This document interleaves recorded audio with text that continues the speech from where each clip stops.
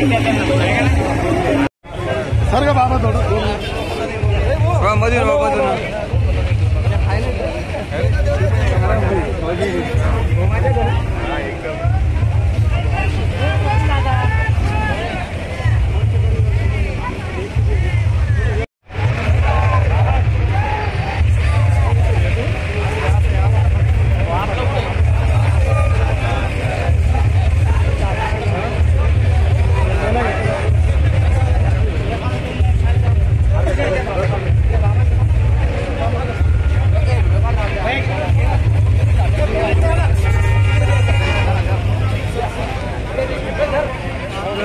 छत्रपती संभाजीनगर औरंगाबादमध्ये पोहोचला आणि तुम्ही त्यांच्या नाश्त्याची आणि फळ वाटपाची सोय केली, काय सांगाल त्याबद्दल?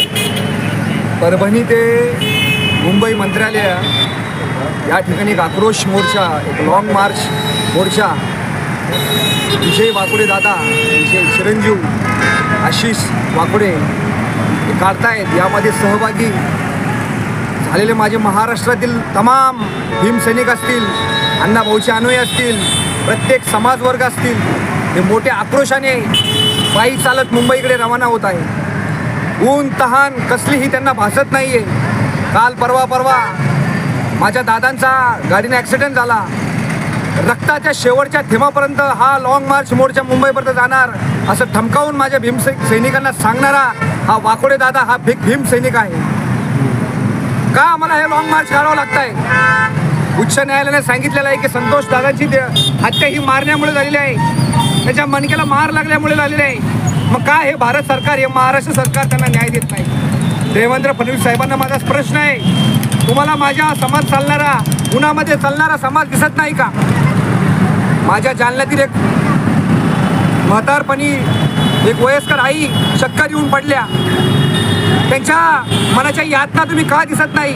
हा मला सवाल आहे।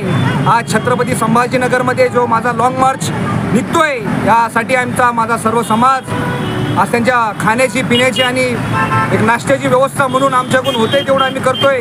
ही तळमळ बाबासाहेबांची आहे, ही तळमळ संविधानाची आहे, हे संविधानिक वाक्य आमचं आहे की आमच्या दादांना न्याय द्या, हीच मी आपल्याद्वारे मागणी करतोय।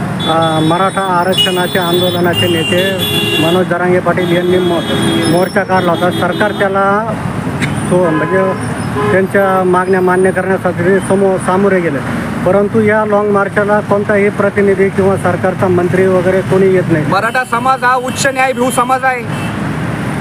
आमचा समाज हा दीन दलित दुबळ्यासाठी काम करणारा आहे। बाबासाहेबांना सर्व समाजासाठी काम केलेले आहे। मराठा समाजाकडेच का त्यांचं लक्ष होतंय किंवा त्यांच्याकडेच का लक्षवेधी करतोय?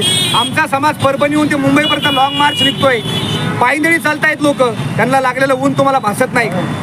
हे तुम्हाला दिसत नाही का? हा मला प्रश्न आहे। पुढची भूमिका काय राहणार आहे तुमची? जो माझा समाज निर्णय घेईल या लॉंग मार्चमध्ये, त्या समाजासाठी आणि त्या विषयावरती आम्ही ठाम आहेत। आम्ही माझ्या समाजासोबत सदैव आहे, हेच माझं अपील आहे। लॉंग मार्चमध्ये सहभागी झालेल्या भीमसैनिकांसाठी तुम्ही फळ वाटप केलंय, किती किलोचं हे फळ वाटप आहे? आणि या लॉंग मार्चमध्ये मातंग समाज असेल, सन्मकार समाज असेल, बौद्ध समाज असेल, हा प्रत्येक ताकदीनं जुटलेला गेलेला आहे।